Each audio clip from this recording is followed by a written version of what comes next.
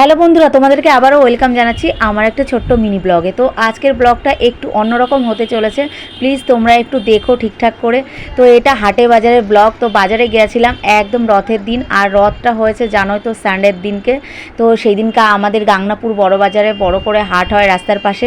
আর বাজারে গিয়ে দেখছি আলুতে আগুন লেগে গেছে। বড় আলু 35 টাকা করে, ছোট আলু 25 টাকা করে। তো আমি ভাবলাম কি ছোট আর বড়র কি আছে, আলু হলেই হলো, গরিবদের কাছে ছোট বড় বলে কিছু হয় না। তো তোমাদের দাদাভাইকে আমি বললাম ঠিক আছে তাহলে ছোট আলুই নিয়ে নাও 2 কিলো মতো। তো ছোট আলুই তোমাদের দাদাভাই বেছে নিয়ে নিল। আর পেঁয়াজ রয়েছে 50 টাকা কেজি। তো 50 টাকা কেজি পেঁয়াজ হলেও অল্প হলেও নিতে হবে, যেহেতু পেঁয়াজ লাগবেই। সব কিছুতে পেঁয়াজ লাগে না, বাট পেঁয়াজ রসুন আদা এগুলো তো মাস্ট, এগুলো লাগবেই বা এগুলো ঘরে রাখতেই হয়। তো যাই হোক আলুটা নেওয়া হয়ে গেল। তোমাদের দাদাভাই টাকাটা দিয়ে দেবে, এইবার উনি টাকাটা নিয়ে রেখে দিল। দেখো বাকি ব্যালেন্সটা ফেরত দিতে এতটা দেরি করছিল। ওখান থেকে সোজা চলে এলাম রথের কাছে। তো রথের দড়িটা একটু ছুঁয়ে নিলাম, যেহেতু রথটা আমি টানতে পারিনি। তো দড়িটা ছুঁয়ে নিয়ে চলে এলাম আবার সবজির মার্কেটের কাছে। তো তোমাদের দাদাভাইকে বললাম একটু বরবটি নিতে, তোমাদের দাদাভাই বরবটি নিল না, যেহেতু বরবটি উনি ভালো খায় না সেই জন্য উনি নেয়নি।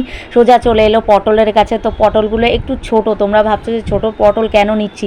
তো ছোট পটল দেখো খেতে ভালো, আর এর বীজগুলো একদম ছোট ছোট হয়।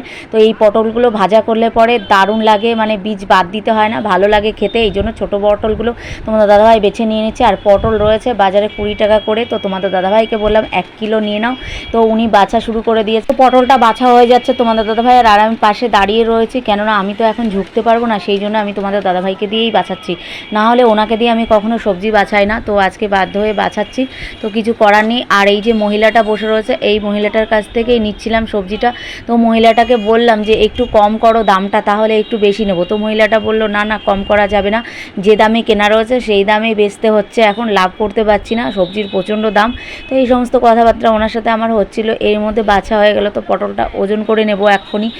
আর সত্যি কথা বলতে বাজারে গেলে পরে ছোটো পটলই কেনার চেষ্টা করবে বন্ধুরা, কেননা ছোটো পটল একদিন নিয়ে দেখবে তোমরা, এরপরে তোমরা বড় পটলের ধারে কাছে যাবে না। বড় পটলটা দেখতে ভালো লাগে কিন্তু খেতে অতটা টেস্টি লাগে না, কারণ বড় পটলটা হয় মাচায় আর এই পটলটা হয় মাটিতে।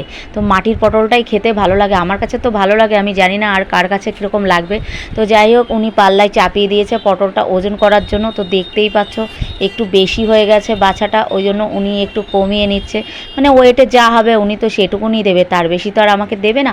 তো যাই হোক ওয়েট করা হয়ে গেছে, হয়ে গেলে পরে উনি বলছে কি তুমি ব্যাগের মধ্যে ভরে নাও। তো আমি ব্যাগে কেন নেবো, আমি তো নেবো প্যাকেটে, কারণ আমার ব্যাগের মধ্যে বিভিন্ন সবজি রয়েছে। তো একসাথে ঘেটে গেলে আমার বাড়ি এসে আবার কষ্ট করতে হবে।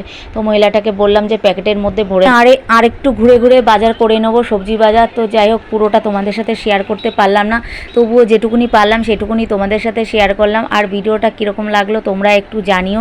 আমি চেষ্টা করছি যে তোমাদের সামনে একটু ভালো ভালো ভিডিও দেওয়ার, বাট পেরে উঠছি না। তো যাই হোক চেষ্টা করছি, যেটুকু পারছি সেটুকু তোমাদের সামনে দিচ্ছি।